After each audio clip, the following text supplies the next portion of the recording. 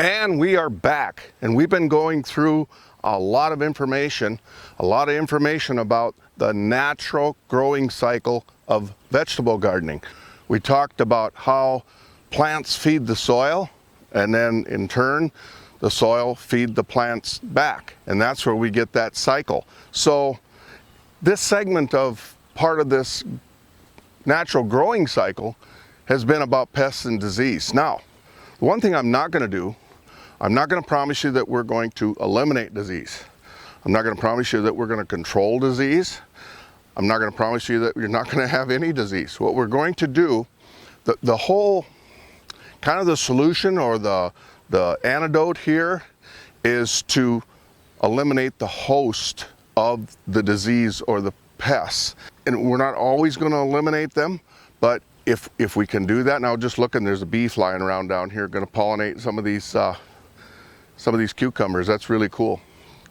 The natural pollinators. As far as pests and disease, I hope that clears up any misconception. This segment is about working to help combat them hosts, and today's is going to be about the number 2 principle that we have in that vegetable growing cycle. And that's what we call, the actual term that we call it is armor layer.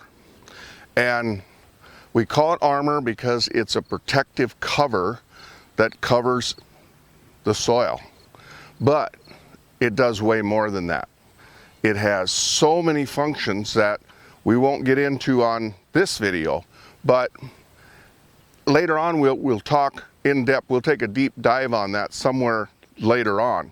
But for right now, its key focus is like armor. You know, you look at them warriors that used to be, if you watched any movies with those knights or whatever, and the armor they had when they went to battle, or some of those old movies, and some of them carried a shield, you know, their armor. Basically, that's what this cover's doing. And back here, this is armor layer that we put on here, and we're actually regenerating river sand soil. And we're doing it in a method that more like what I used to do in my production farming. If we move to the raised bed where we can speed things up, and we can speed things up here, we could speed things up here by coming in and dumping a whole bunch of good topsoil on top of it. We don't want to do that. I want to help you to discover how we can do this the natural way, how we can make this into the best soil that it's capable of producing. And in that, you get to see the process of how that all works. So the armor layer, and what this is, it's just grass clippings that we cut. There's a lot of things we have to do with it in order to avoid some things that crop up later on.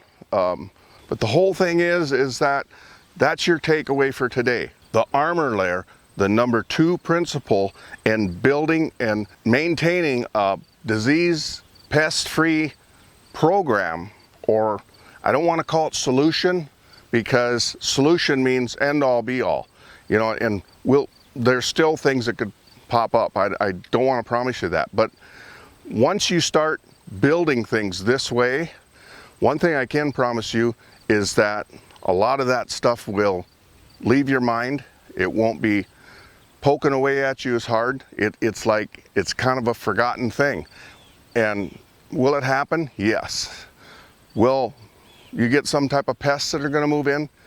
Yes. Will you have some type of disease at some point in time? Yes. But may not be as much of it. It may not be as severe. You will know more what's going on when it does happen. So with that, you know, I promised you that I'd finish a little story about my grandfather when he came to this country, or when he came to this part of the country from Wisconsin, and he had a neighbor to the south. Now, this story is actually wrote in a journal, and my good friend that started back a year or two before I did with no-till on a large production scale, he had this, he found this in his grandfather's journal, and he brought it to a conference that we were at. It was an agricultural conference, and he was reading it. And he talked about how his grandfather got his 160 acres just like mine did. And so he went and he actually broke it, which means he plowed it and started tilling it. Just like what we were talking about, what happens when you break the cycle. He broke that cycle in that natural process.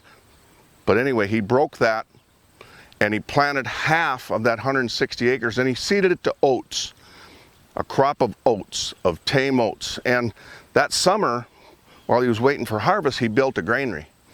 And he built a big granary. He built a 10,000 bushel granary because he figured he'd have enough room when he got the whole 160 acres broke and started farming the whole thing. Well, lo and behold, that fall, he filled that 10,000 bushel granary with oats. He filled it plump full of oats off that 80 acres. After that, he never was able to fill that same granary again off that land.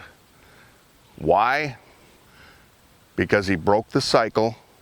The soil burned out in the first year. The oats wasn't able to feed the soil back. It was busy sucking up the nutrients that were there the first year, but then as far as putting anything back, that takes time. That takes years.